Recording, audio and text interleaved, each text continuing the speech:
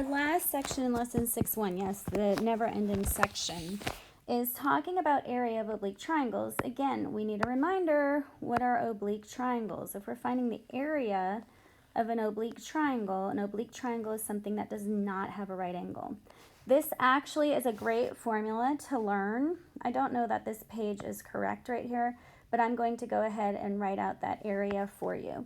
So let's look right here and notice that area is equal to 1/2 BC times the sine of A, which is also equal to 1/2 AB times the sine of C, which is also equal to, you're right, 1/2 AC times the sine of B.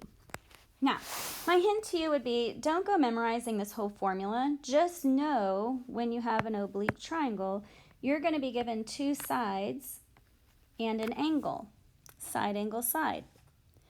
So let's go ahead and look at example 6.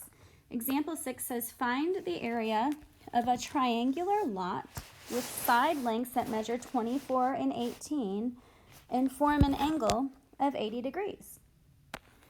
So I'm going to go back over here and I'm going to draw what I know. I know I have a triangular lot, maybe not drawn to scale, but that's okay. I also know that one side is 24 and one side is 18, and the angle that shares it is 80 degrees.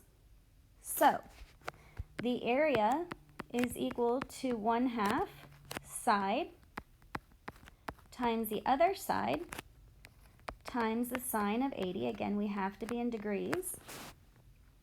I would just cancel those out. 12 times 18 times the sine of 80. And my area is, I'm giving you a minute to put it in your calculator,